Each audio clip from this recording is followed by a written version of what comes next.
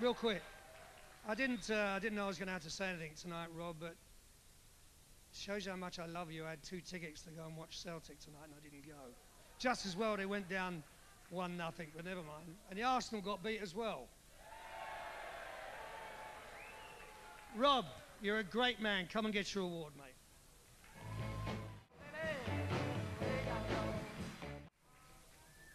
Wow, thank you. One box of Krispy Kremes. Thanks, Rod. That's very special.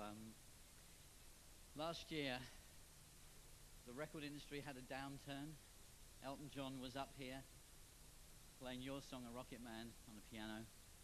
I leaned across to Cherry and I said, I pity the poor sod who gets this next year. Well, here I is.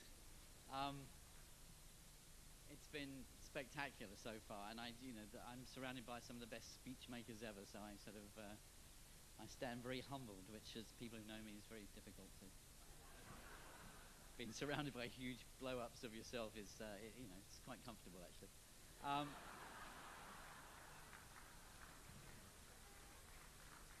have a few thank yous. My father, who brought the music business into our family and our life, and it's very special.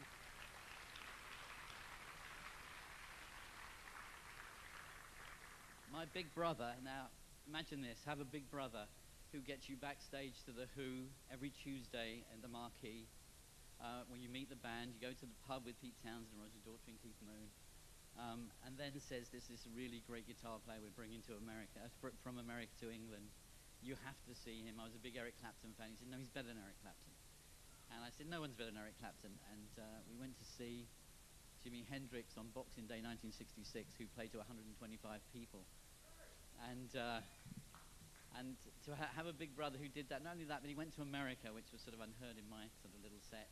And I was a big psychedelic music fan, and he brought back Ultimate Spinach records and Country Jonah Fish records and things that sort of made me very, very special. And something I found when I was moving is that actually he brought me home an acetate of Purple Haze by Jimi Hendrix. He said, oh, you like Jimi Hendrix, this is the new single. An acetate sucks. You young people, you just don't understand, do you? So that's very special, and he's here tonight, Barry Dickins.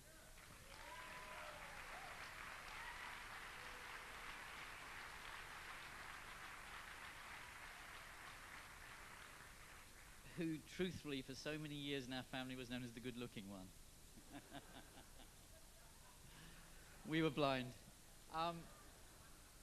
Some other thank yous. Bob Dylan for teaching me that lyrics are very, very special from the age of 13. First record I bought was Freewheeling Bob Dylan. And that made a teenager interested in things beyond what a teenager should be interested in. And that stayed with me forever. And always think that Bob Dylan is the center of so much of what went on. He took words from fairly silly pop songs and he made words really important. It was the first thing that made me look at words as very, very special. For Marvin Gaye and Otis Redding for breaking my heart. For James Brown for getting me up and making me feel like a sex machine. For Brian Wilson and the Beatles and George Martin, who's here tonight, for proving that pop music can be art. And as Saul Bellow once said, is when you're heading for oblivion, turn to art.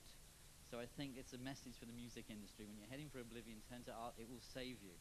Because in the music industry, when normally Paul tells us how we're doing so badly in American charts and how we used to do so well, when you work to a formula, the Spanish, the French, the Germans, the Australians, the Japanese can copy it.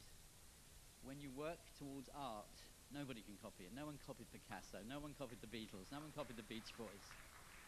And that's why music will take us further and forward and take us way into the future. And just a little thing about the BPI. I mean, I gave so much to the BPI because I think it gives so much to this industry. It's not only doing things that raising money for these 2 great charities tonight, being involved in that, being involved in all sorts of things that help record companies big and small. It's a talking shop. It's a talking shop where little record companies and big record companies exchange views, sometimes quite fiercely, sometimes quite humorously, but they understand the business. And when I joined in '93, I understood the business by being a member of the BPI, and I thank the BPI, and I hope I gave something back to that.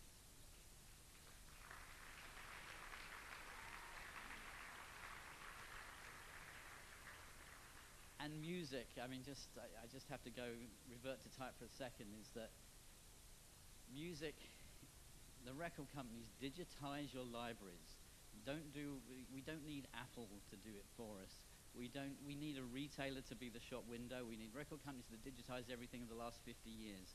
People went on Napster not to find the best-selling records, but to find the records they wanted. Let's digitize all of the libraries back 50 years, make them available, make them at the right price, and you will see an industry that will grow and grow and grow and grow. If you cannot get the music you want the way you want it from record companies, then the record business is dead. We have to move forward. We have to get into this thing. Napster showed us the way. We should have followed 5 years ago. We still haven't followed today. And the day that we digitize everything, put it through all kinds of broadcast systems we don't know yet. I mean, it could be mobile phones, it could be everything. But the three technological things that had a profound effect on me was the transistor radio, the Walkman, and the iPod. These three little things changed the business that we're in.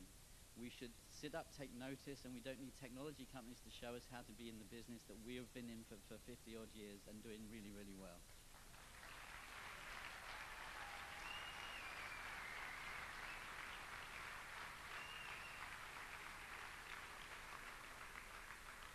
So Rod's told me to be brief.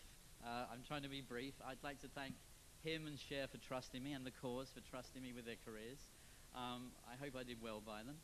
And thanks to all my artists, both the successful ones and the ones that didn't make it, because they were all great. A big thank you to Howard, because he was my first signing at Warner Records. And it was so great, your first signing going top 5. And it's his 25th wedding anniversary. So Jan and Howard, thank you for being here tonight. Very special. And I'm just going to finish on a quote from Jackson Browne.